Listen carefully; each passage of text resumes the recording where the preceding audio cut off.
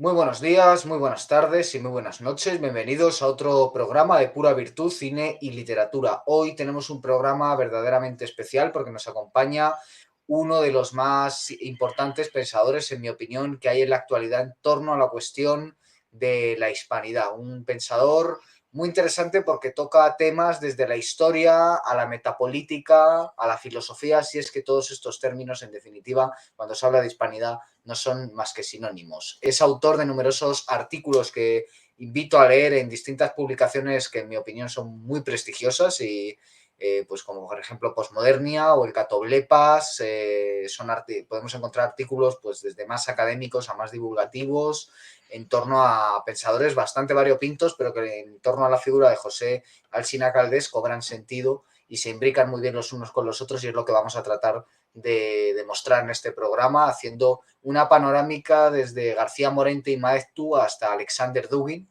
para comprender un poco el proyecto que está llevando a cabo José Alsina, tanto en sus artículos como también en sus libros, que bueno, poco a poco van cobrando importancia. Recientemente le entrevistó un amigo nuestro como es Gonzalo Rodríguez García, una entrevista más que interesante donde trataban una de sus últimas obras, si no me equivoco, que es la Hispanidad como cuarta teoría política. Y bueno, no vamos a hacer aquí la paráfrasis de ese libro ni de esa entrevista, vamos a tratar de tratar también otras cuestiones, pero sin duda alguna va a haber puntos concomitantes. Bueno, por no extendernos más, bienvenido José, es un placer tenerte con nosotros.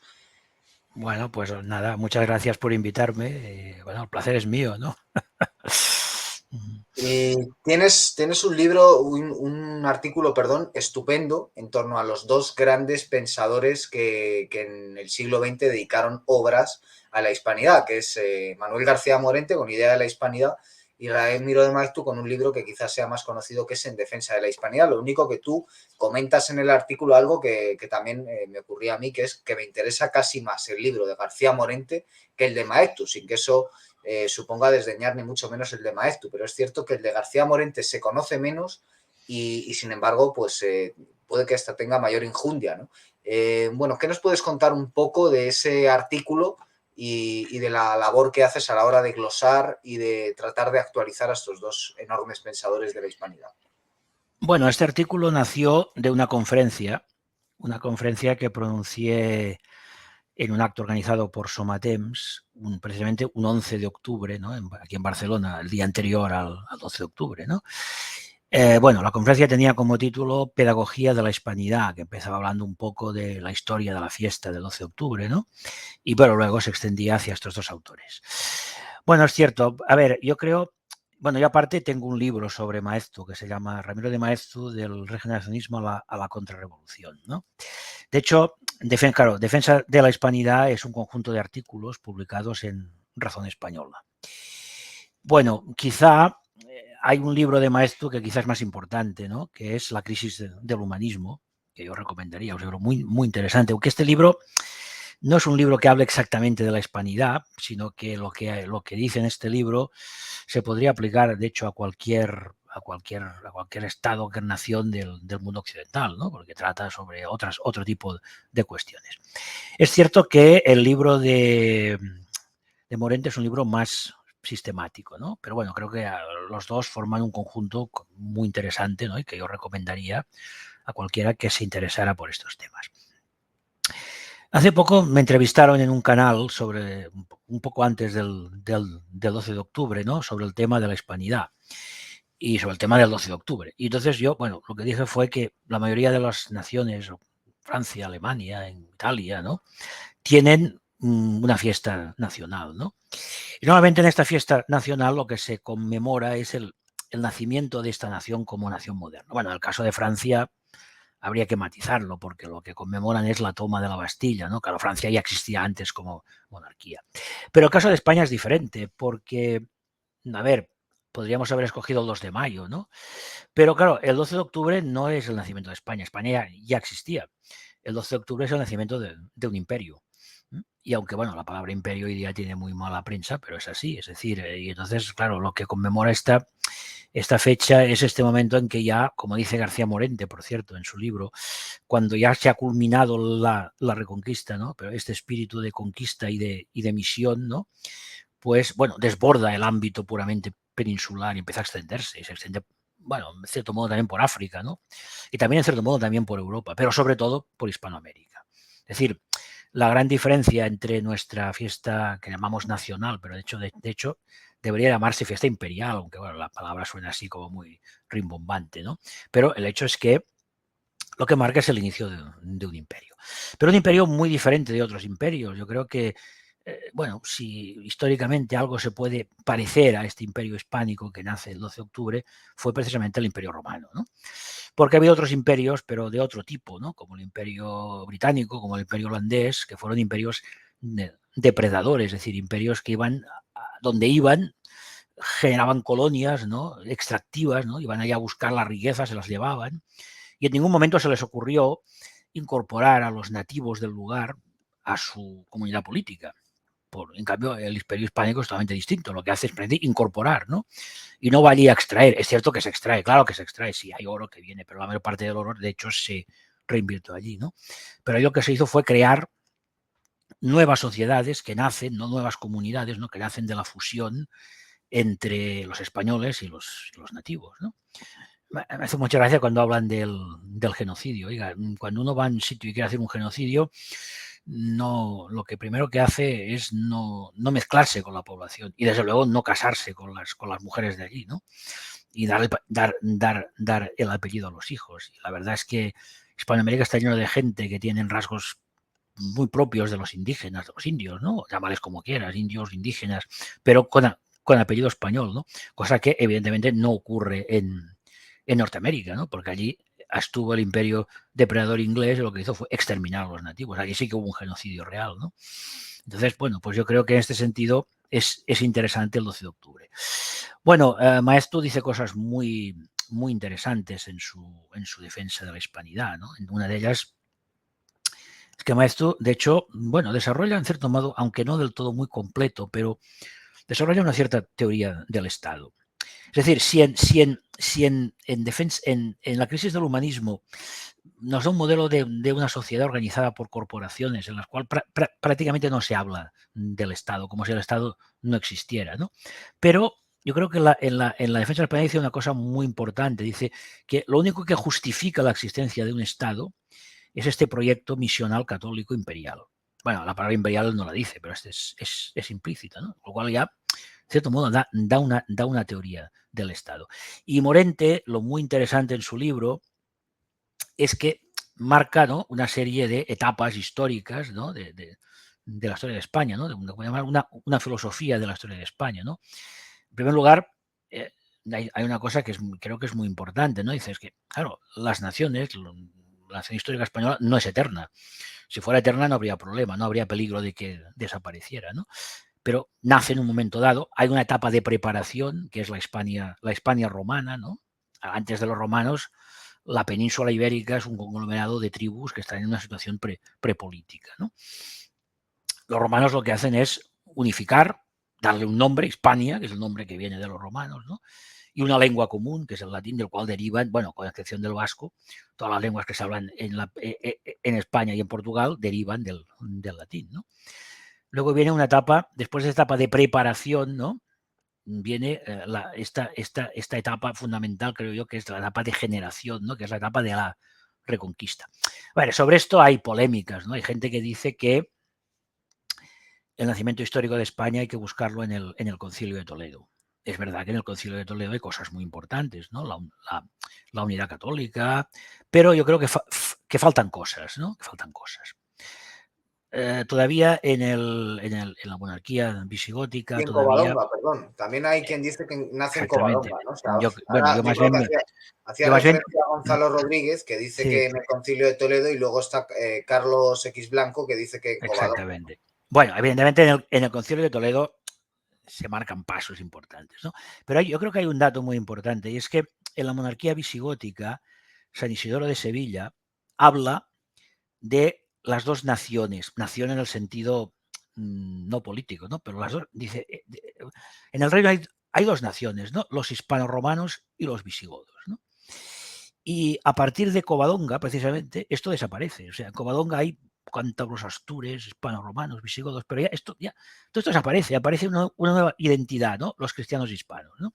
Y este elemento misional de conquista, ¿no? de expansión, precisamente nace allí, ¿no? Como reacción, porque frente al otro, ¿no? El otro, ¿quiénes son el otro? El otro son los musulmanes. Los musulmanes no, tampoco son gente venida de fuera, porque de hecho la gente, bueno, los que penetran en la península tampoco son tantos, ¿no? Lo que pasa es que hay conversiones masivas al Islam, es decir, muchas veces los cristianos hispanos enfrente tienen a los musulmanes, pero unos musulmanes que la mayor parte de ellos son gente que no ha venido de fuera, son gente de aquí. Es decir, no es un tema racial, es un tema cultural, es un tema religioso, es un tema, ¿no? Y entonces yo creo que allí aparece aparecen nuevos elementos, esta fusión, ¿no? Aquí ahora ya no distinguimos. Aquí ya no hay visigodos, ya no hay hispanoromanos, ya no hay cántabros, ya no hay astures, ya no hay hispanos, ¿no? Enfrentados al otro, el otro quien es el musulmán. Y entonces esto, claro, esto es lo que va a generar, ¿no? Y luego, por otra parte, otra cosa que también va a ser muy característica de la hispanidad, ¿no? Esta unidad en la pluralidad. Es decir, aquí aparecen varios reinos, pero todos son conscientes de que tienen algo en común.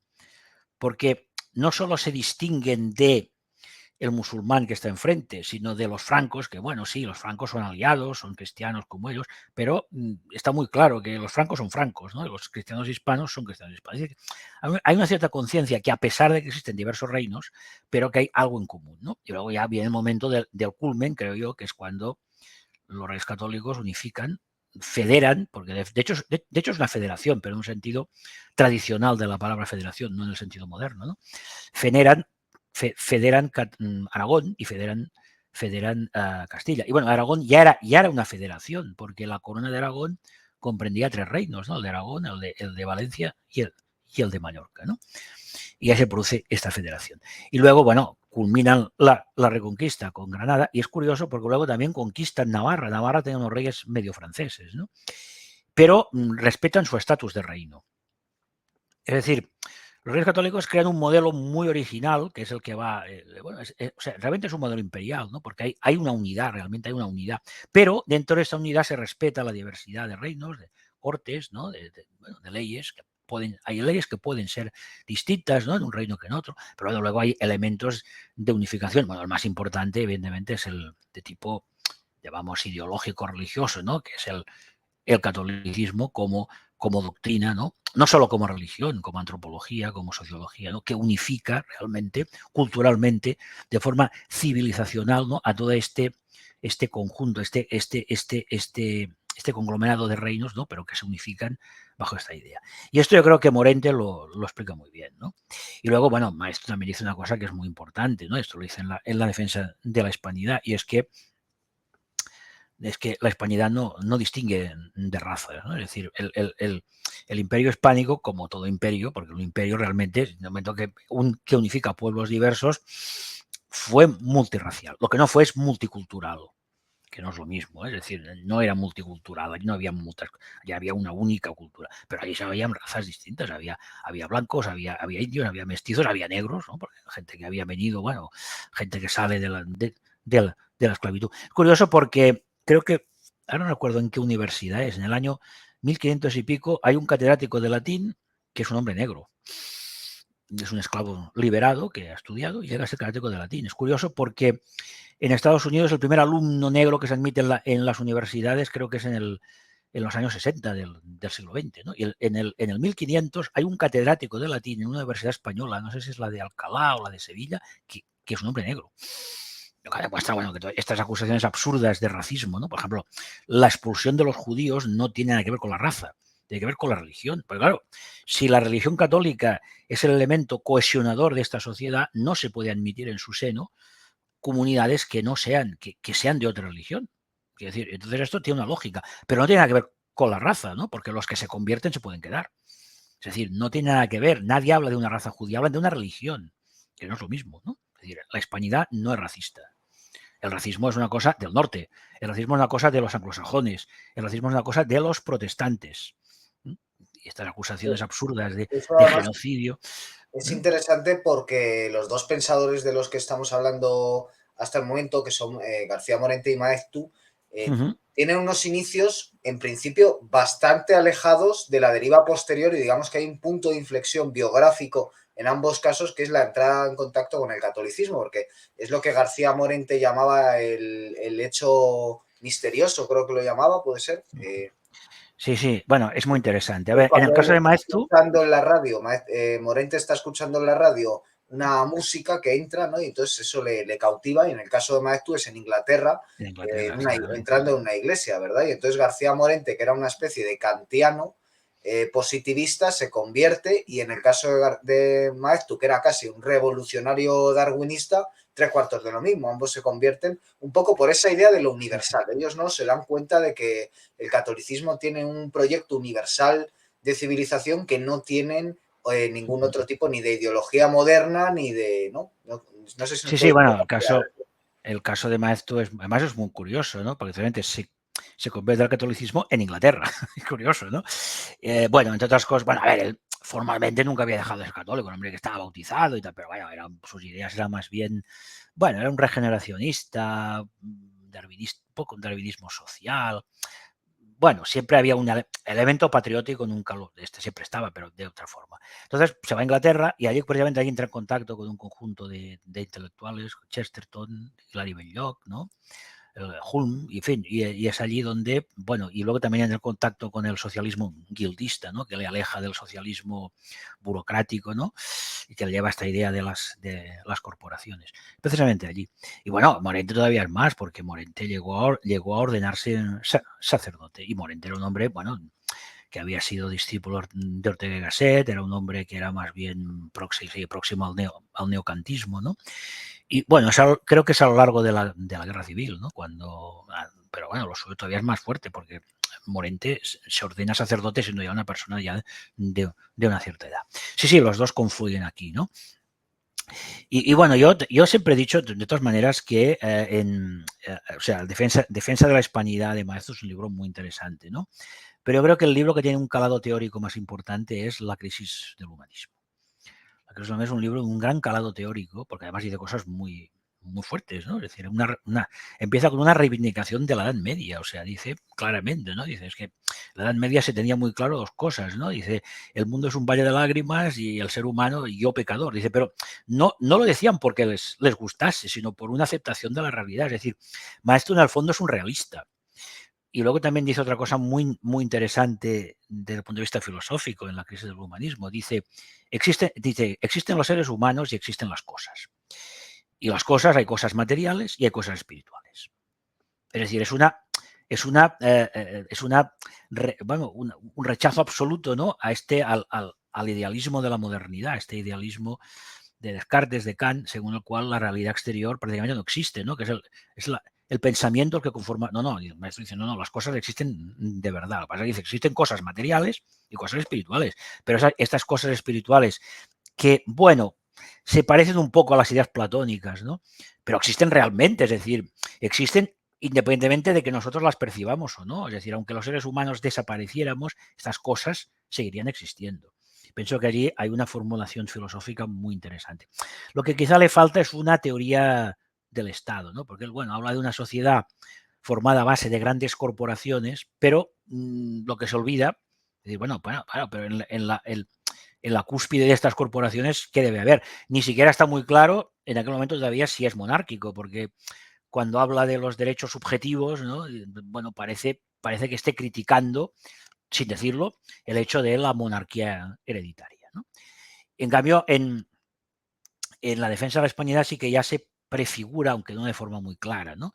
Pero ya se prefigura una teoría del Estado. Es decir, bueno, la única cosa que justifica la existencia del Estado es ponerlo al servicio, bueno, de una empresa misional, en este caso católica, ¿no? Es decir, que es esta idea de que el Estado tiene que servir a algo, porque si no, dice, entonces no tiene ningún sentido.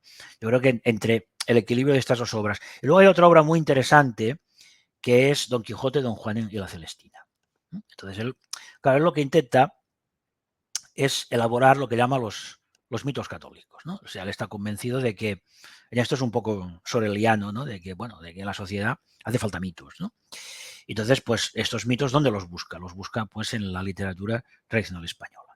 Y ahí está pues Don Quijote, que representa pues esta hispanidad, pero representa esta hispanidad, representa este amor, pero sin poder, ¿no? Claro, dice, Don Quijote parece una figura ridícula, ¿no? ¿Por qué?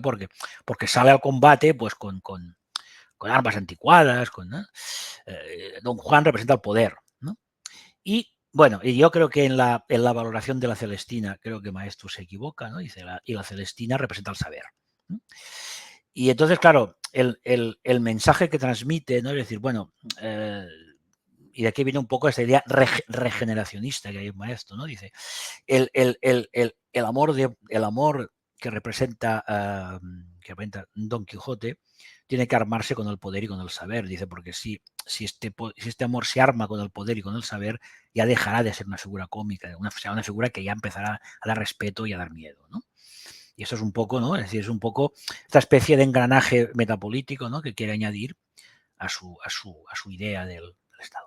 Por otra parte, bueno, él también, en este periodo que está escribiendo este libro, está muy ilusionado con la dictadura de Primo de Rivera, pero que luego al final acabará, bueno, en fin, desengañándose un poco porque la cosa no llega tanto como él pensaba, ¿no? En fin, y luego también hay otra cosa muy interesante de esta etapa de Maeztu, ¿no? Y es que de alguna manera dices, bueno, es que si tú miras la historia de España desde la Guerra Civil hasta la actualidad, bueno, un poco antes de la actualidad, parece que vaya respondiendo, ¿no?, a ciertos capítulos del pensamiento de Maeztu. Es decir, esta primera etapa del franquismo, podríamos llamar nacional católica, parece que esté sacada pues, de defensa de la hispanidad, ¿no? La etapa, podríamos llamar tecnocrática, cuando España se industrializa, cuando llega a ser la séptima potencia industrial, cuando realmente se construye una clase media, es lo que Maeztu siempre había defendido. Tiene un libro muy interesante que se llama El sentido reverencial del dinero, que no es más que un acúmulo de artículos, ¿no?, donde habla de la posibilidad de construir un capitalismo católico, ¿no? Parece, bueno, esta etapa en que España en torno a los años 60, ¿no?, que empieza a desarrollar un proyecto industrial y a crear una clase media. Se me había defendido la creación de esta clase media. Y luego, claro, resulta que Maeztu tiene una serie de artículos periodísticos donde habla de cómo tiene que terminar la dictadura de Primo de Rivera, y parece que está describiendo la transición. O sea, Maeztu dice, tienen que haber dos grandes partidos, ¿no? Un partido socialista que haya renunciado al marxismo y un partido de inspiración católica. Claro, esta idea, aunque luego no fue así, ¿no?, pero esta idea del bipartidismo, ¿no?, del PSOE, la UCD, pues parece también un poco sacada, ¿no?, de estos artículos que escribe Maeztu en aquellos momentos, ¿no?, diciendo que la dictadura de Primero acabará algún día, y cuando acabe, ¿no?, pues tiene que haber un sistema de transición. Y esto demuestra, ¿no?, la gran influencia. Porque hay que decir también que, bueno, muchos políticos de la etapa franquista eran discípulos de Ramiro de Maeztu. Es decir, toda esta etapa de lo que se llama bueno, que tampoco era exactamente una tecnocracia, ¿no?, pero toda esta etapa de la construcción del Consejo Superior de Investigaciones Científicas, de la industrialización de España, pues esto parece también sacado, ¿no?, de las ideas de Maeztu, decir, bueno, es que realmente, claro, para que España pueda enfrentarse a sus enemigos, ¿no?, a Inglaterra, a Estados Unidos, es evidente que hay que desarrollar una industria, hay que desarrollar una industria y una tecnología potente. Es evidente, por ejemplo, que es verdad, o sea, la derrota de España frente a Estados Unidos tiene mucho que ver con eso. Cuando se enfrentan la flota de la Almirante Cervera, que bueno, es destruida en poco rato con la americana, ¿qué pasa? Pues los barcos americanos son barcos modernos, barcos acorazados. Los barcos españoles son barcos de madera, ¿no? Los cañones americanos llegan tan lejos que es que los otros no pueden ni siquiera contestar. Es decir, es evidente que Maeztu es consciente de todo ello, ¿no? Es decir, bueno, realmente es un poco lo que Maeztu está propugnando, y que en cierto modo se realizó en este periodo, ¿no?, de la etapa franquista, es lo que Dugin llama la modernización defensiva, ¿no? Es decir, modernizar los medios, ¿no?, aunque los fines no sean probablemente modernos, pero sí modernizar los medios para poder enfrentarse en este caso, pues anglo-imperio, que ha sido siempre el enemigo, bueno, de España de toda la vida y lo sigue siendo. Pasa es que ahora, bueno, ahora ya no los Solo consideramos que enemigos, ahí ahora quizás somos sus vasallos, ¿no? Dime. Solo que ahí quizás España no terminó de cerrar el proceso porque, por ejemplo, nunca llegó a adquirir, como se hizo Francia, armas nucleares, ¿no? Que eso sí que pudo marcar una diferencia definitiva en cierto, por ejemplo, a las ambiciones sobre el Sáhara, ¿no? Pero bueno, eso sería... Bueno, hay una teoría, bueno, una teoría no es cierto. Carrero Blanco, su proyecto era tener armas nucleares. La teoría es que esta fue la causa de su asesinato, que bueno, los ejecutores eran de la ETA, pero detrás había algo más, ¿no? Dicen que la semana anterior tuvo una reunión con Kissinger o algo Sí, así, ¿no? eso dicen, sí. Y que, bueno, y que el hombre tenía la idea pues de que España desarrollara armas nucleares y al otro pues no le gustó. Podría ser porque, bueno, sí es cierto, o sea, a ver, claro, es que España en el franquismo inició un proceso de industrialización y de una cierta, pero claro, tiene unos condicionantes, ¿no? Es decir, su soberanía no es plena. Tiene que aceptar bases militares, tiene que hacer una serie de cosas, ¿no? Pero a veces demuestra, por ejemplo. Yo creo que hay un momento muy interesante y es cuando los bloquea Cuba y los barcos españoles rompen el bloqueo. Y esto demuestra dos cosas, ¿no? El intento de preservar una cierta soberanía, a pesar de que en muchos aspectos no la puede mantener. Y otra cosa muy interesante, ¿no? Es decir, bueno, es que por encima de las diferencias ideológicas, pues hay el vínculo de la hispanidad con el pueblo cubano. Yo creo que estas son dos cosas importantes que muchas veces la gente se le olvida, ¿no? Aparte, también hay otro hecho que creo que también hay que señalar, ¿no? Y es que hay un cierto paralelismo, ¿no? entre las figuras de Castro y de Franco. Es decir, bueno, tanto Castro como Franco se ven obligados por cuestiones geopolíticas a tomar partido. Y Franco tiene que aliarse con los americanos que no le gustan, y Castro, que en un principio era una revolución que no era, el Partido Comunista Cubano la condena, ¿no? Entonces, claro, se ve obligado, pues claro, en la lógica bipolar, se ve obligado pues a hacerse aliado de Rusia y a hacerse comunista, pero Castro originalmente no era comunista. Sí, que es al final una lección de realismo político, ¿no? De que, bueno, que al final los ideales no van a ninguna parte ante la realidad. Pero bueno, por volver al tema filosófico, dado que en la primera parte del programa hemos hablado de esos dos pensadores, y yo remito a quien quiera saber más, pues por un lado a tu artículo y por otro al libro que has citado, que además tiene un prólogo de uno de los pensadores políticos, yo creo que más importantes que hay ahora, que es Pedro Carlos González Cuevas, sí. Un auténtico especialista. Me gustaría pasar tanto a Gustavo Bueno como a Alexander Dugin, porque tú retomas la idea de imperio de Gustavo Bueno y la cuarta teoría política de Dugin, y además estableces un paralelismo entre el proyecto ruso y el proyecto hispano, ¿no? Y de alguna forma Gustavo Bueno es un pensador que ha permitido, más allá de las pegas que se le puedan poner, ha permitido, por un lado, que haya una filosofía académica española, y por otro ha establecido un puente entre esos pensadores previos al franquismo y entre ciertas ideas que estaban, pues venían de Francia, relativas a lo que se llama metapolítica y a una serie de cuestiones que realmente, aparte de que ha hecho una filosofía de la historia, ¿no? Que era algo que casi que desde Menéndez Pelayo no se había hecho en España y parecía terreno abonado para los pensadores anglosajones, para los pensadores germánicos, pero que en España no se había vuelto a retomar. Entonces, me interesa que ya lo que nos queda del programa prácticamente lo lleves como quieras a decirnos un poco cuál es tu aporte personal haciendo esa unión entre esos dos enormes pensadores de las últimas décadas. Bueno, no, mi aporte, en fin, respecto a Gustavo Bueno, yo lo único que he hecho ha sido pues conocerlo e interesarme mucho por él y por sus seguidores. Mira, hay un libro que me gustaría recomendar, ¿eh? Filosofía del Imperio y la Nación en el siglo XXI, de José Ramón Bravo, que es una persona que es discípula indirecta de Gustavo Bueno. Precisamente toca este gran tema, ¿no? El paralelismo entre el Imperio Hispánico y el Imperio Ruso, ¿no? Yo creo que Gustavo Bueno es una figura egregia porque además, a ver, yo siempre digo, a veces a mí, yo hice un doctorado en filosofía, a veces me llaman filósofo, digo, yo no soy filósofo, un filósofo es el que crea un sistema, ¿no? Gustavo Bueno ha hecho dos cosas que son las que caracterizan a un filósofo. Primero, crear un sistema. Segundo, crear una escuela, ¿no? Es decir, hoy día hay una enorme cantidad de discípulos de Gustavo Bueno que creo que están haciendo una labor fundamental aunque sus posiciones políticas pueden a veces ser variadas, ¿no? Porque los hay, algunos están en Vox y otros son muy críticos con Vox, pero que realmente, bueno, existe una filosofía hispánica en este momento gracias a Gustavo Bueno, ¿no? Y sus posiciones son curiosas porque viniendo de, bueno, podemos decir que Gustavo Bueno, ¿no?, que viene de la izquierda, ¿no? Pero que realmente pues ha hecho, bueno, ha hecho un constructo filosófico realmente interesantísimo en muchos aspectos, ¿no? Por ejemplo, bueno, la famosa, bueno, la que llama él la teoría del imperio, que consistentemente hay una cosa que es fundamental, decir, oiga, la historia humana es una historia de la dialéctica de los estados y de los imperios, ¿no? Y hace una cosa, creo yo, muy interesante, que es lo que se llama, ¿no?, la vuelta al revés del marxismo. Es decir, oye, no, a ver, es cierto que existen las clases sociales, es cierto que hay lucha de clases, ¿no?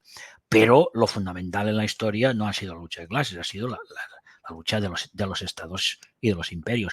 Porque incluso los estados que se han constituido, como el comunismo de la URSS, se han constituido a partir de una supuesta o real lucha de clases. El momento en que conquistan el Estado, entran ya en la dialéctica de los estados y de los imperios. Es decir, la dialéctica de la URSS contra Estados Unidos no era una dialéctica de clases, era una dialéctica de dos imperios.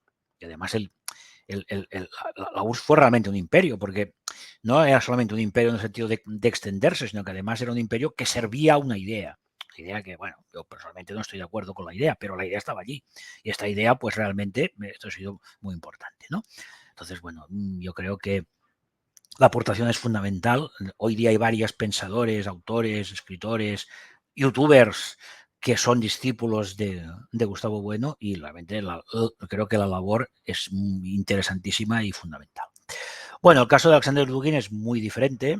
Es un personaje realmente muy distinto de Gustavo Bueno, procede de otra galaxia, de otra dimensión.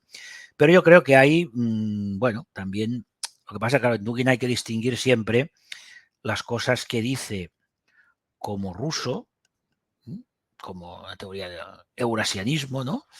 Y luego hay otras cosas que, bueno, que pueden ser aplicadas a otros parámetros. Por ejemplo, es muy interesante la recepción que tiene Dugin en los grupos hispanistas hispanoamericanos, ¿no?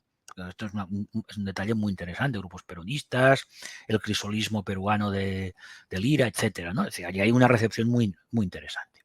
Y creo que Dugin, yo creo que ha dicho cosas que, bueno, independientemente de su filosofía religiosa, pero que hay cosas muy importantes. Por ejemplo, la idea de las sucesivas teorías de la modernidad. Es decir, la modernidad se constituye, ¿no?, a partir, bueno, primero hay una premodernidad, el tema protestante, luego la Revolución Francesa, la Revolución Americana, el liberalismo, y luego otra idea muy importante, ¿no?, el sujeto. Es decir, cada teoría política pivota sobre un sujeto, ¿no?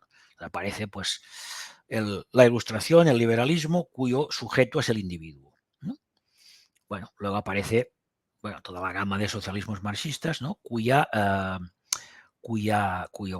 sujeto es la clase social, ¿no? Luego aparece, bueno, esto es más complicado, los fascismos, como es una cosa muy variada, pues, bueno, el sujeto puede variar, ¿no?, la raza, el Estado, ¿no? Y luego al final, pues, ¿qué ocurre? Pues que, bueno, los fascismos son derrotados en la Segunda Guerra Mundial, la URSS implosiona, ¿no?, en parte por razones internas, pero también en parte por presiones externas. Cuando un imperio cae, que siempre hay otros imperios ahí dispuestos a buitrear, ¿no? Y entonces, ¿qué ocurre? Bueno, pues que ocurre que el liberalismo sufre una mutación. Es decir, ahora ya, primero, ya el liberalismo ya no se concibe como una teoría política, porque claro, una teoría política se define dialécticamente por oposición a otras, ¿no? Claro, cuando no hay otras, ¿qué ocurre? Pues que ya se concibe como la nueva razón del mundo. Es decir, hoy día, pues el liberalismo lo impregna todo, ¿no? Y segundo, hay una mutación, es decir, este sujeto del neoliberalismo sigue siendo el individuo, pero ya no es el mismo individuo, porque el individuo cartesiano era el individuo que pensaba que la realidad venía conformada por su razón, sus pensamientos, mientras que el postindividuo cree que la realidad está conformada por sus deseos y sus sentimientos.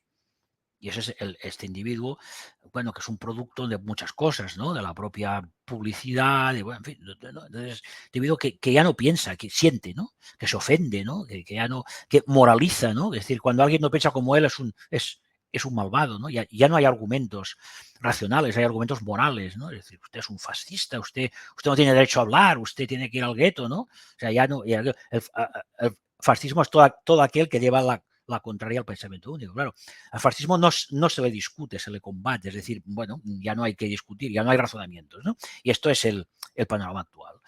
Y esto creo que son cosas que realmente son muy interesantes y que se pueden aplicar a cualquier contexto, ¿no?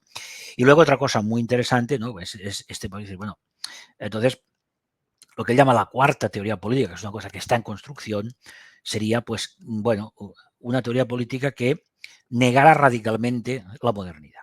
Es decir, él sostiene que incluso el fascismo y el nazismo, en el fondo, también estaban impregnados, y es cierto, ¿no?, de elementos modernos, ¿no? Es decir, en el caso del nazismo, evidentemente, el racismo es una ideología moderna. Las sociedades tradicionales no eran racistas.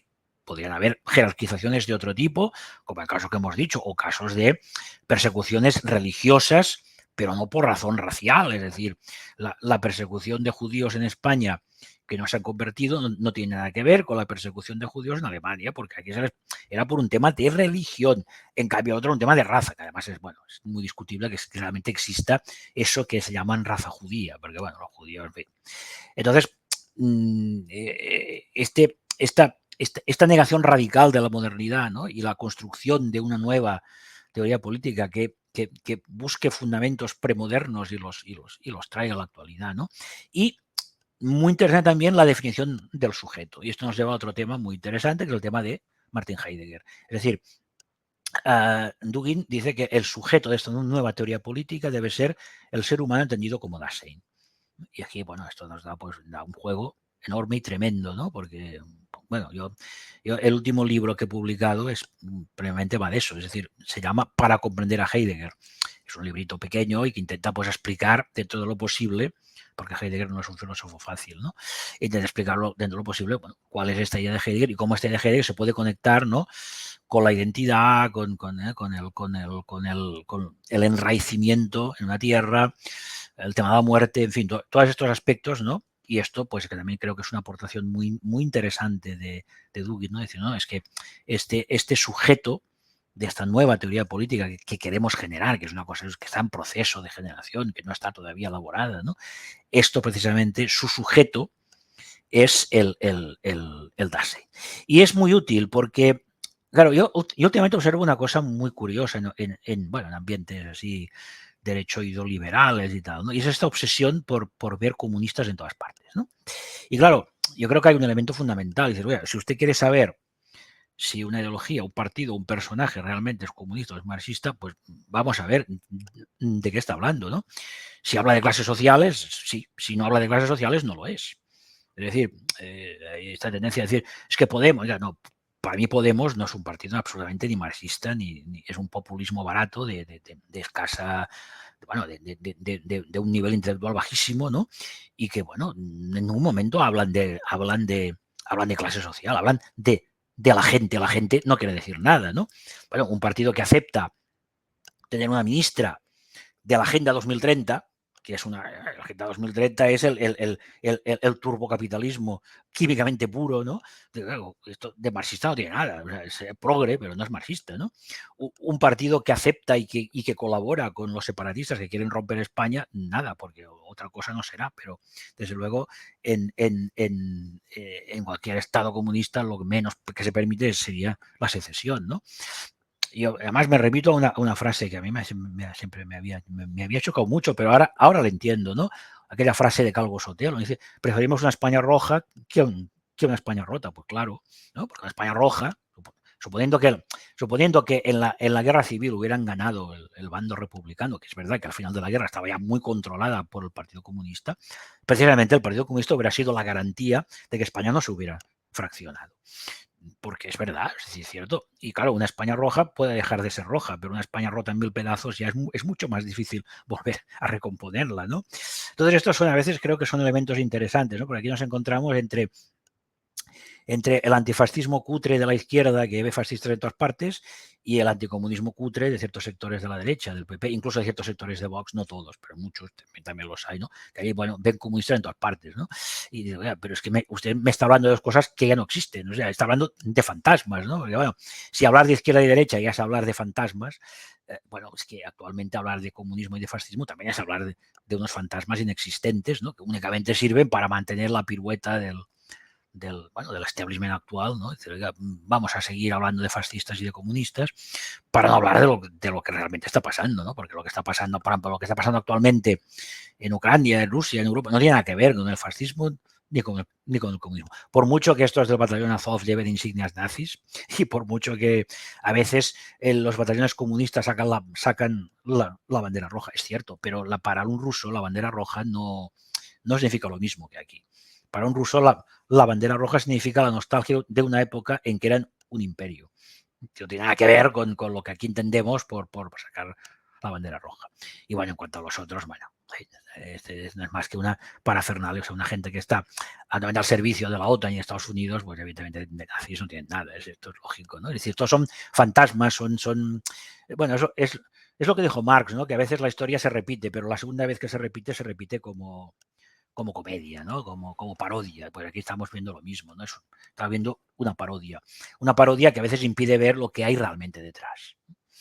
Y esto sería un poco, bueno, no sé si he contestado lo que me preguntabas, ¿no? Pero... Sí, por supuesto. Entonces, retomando, por cerrar, retomando a esos dos pensadores hispanos y retomando tanto a Gustavo Bueno como a Alexander Dugin, ¿qué pervivencia tiene a día de hoy la hispanidad? Es decir, es algo que podemos estudiar, digamos, de manera nostálgica, es algo que podemos estudiar de manera casi como una filosofía personal del caballero cristiano, pues para vivir en estos tiempos, o realmente eso tiene algún tipo de proyección geopolítica con esta famosa iberofonía de la que se esté hablando, o quizás con una especie de Europa alternativa como la que han propuesto pues autores como Parker Jockey, o no sé muy bien cómo entiendes tú la hispanidad para el siglo XXI. ¿Cuál sería un poco el resumen de estos autores para hoy?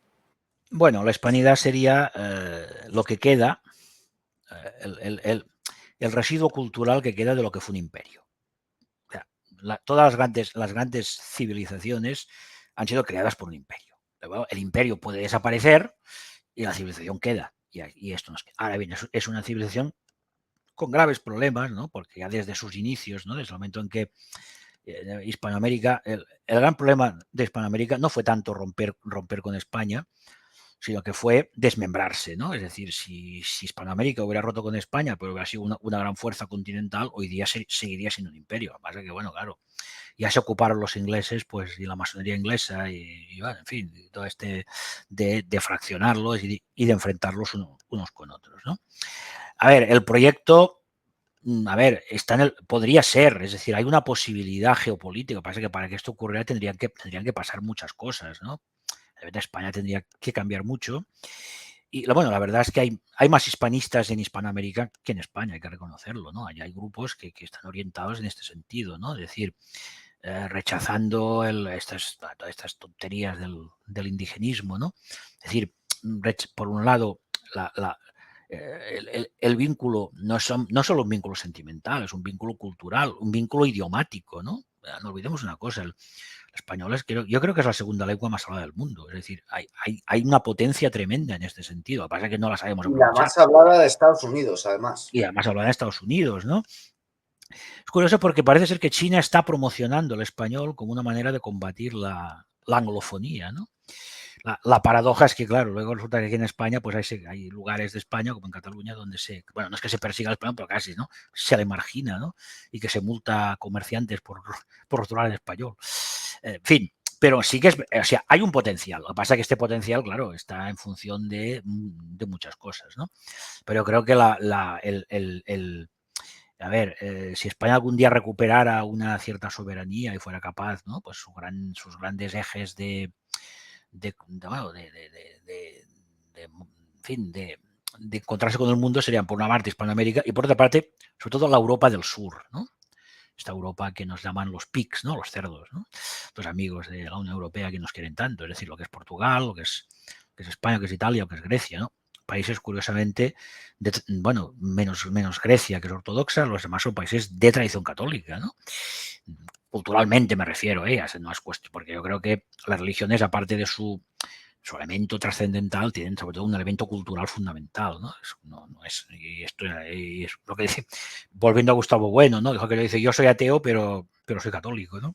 Es decir, que bueno, yo puedo ser ateo, puedo no creer en Dios, puedo ser agnóstico, pero evidentemente yo estoy en una sociedad, en un mundo, en una cultura que ha recibido una herencia cultural, antropológica, artística, en fin, de todo tipo, que evidentemente bebe de lo que fue el catolicismo, que es absolutamente distinto y distante del mundo protestante.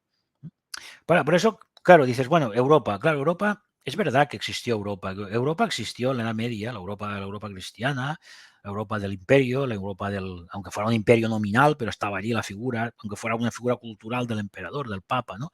Pero claro, desde el cisma protestante es muy difícil volver a imaginar esta Europa recompuesta.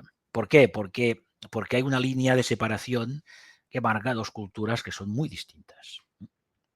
Entonces, claro, España yo creo que debería jugar el juego de la Europa del Sur y, curiosamente, la Europa del Este. Es decir, la Europa del Sur y la Europa del Este, pues serían aquellos lugares donde podríamos encontrar una afinidad. Francia yo creo que está en medio, porque Francia, pues es lo que es. Es decir, Francia sí, nunca dejó de ser católica, pero a su manera, ¿no? Y bueno, Alemania creo que es un caso perdido. Alemania y los países del norte para mí son un caso perdido. No solo por el tema protestante, porque Alemania actualmente no es más que una gran base de Estados Unidos. Es decir, es un país con un potencial económico muy grande, es cierto, pero que políticamente es un país que no existe. Es decir, que no es totalmente, es una cosa puramente virtual, ¿no? Entonces, pues bueno, entonces nos encontramos con esto, ¿no? Pero creo que esta hispanidad como este constructo a partir del cual podría salir algo más, lo cual no quiere decir que salga, ¿no?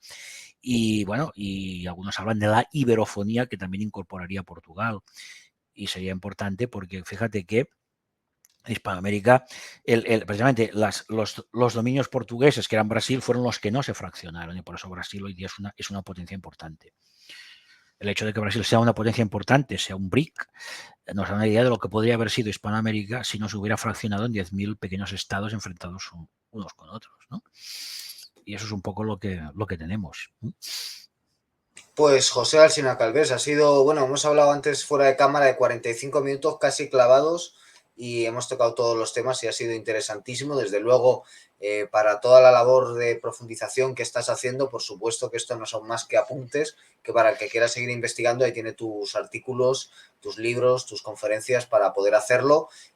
Yo personalmente te quiero felicitar a nivel público por la labor que estás haciendo, porque para muchos pues es muy iluminadora, porque realmente vas por delante de muchos que estamos leyendo y escribiendo sobre estos temas y nos abres pues puertas y caminos y es un auténtico gusto. Así que enhorabuena por tu labor, muchas Pues gracias muchas por haber gracias. venido al programa y Uy, es que me está sonando un reloj de fondo. Bueno, y muchas gracias también a los espectadores por haber llegado hasta este punto del programa. Efectivamente, estamos grabando a las 11 de la noche porque nos acaba de delatar el reloj. Bueno, ahora sí, ya sin el sonido del reloj. Muchas gracias por llegar hasta este punto del programa y muchas gracias también por haber venido. José, volveremos pronto con más programas en Pura Virtud, Cine y Literatura. Hasta pronto.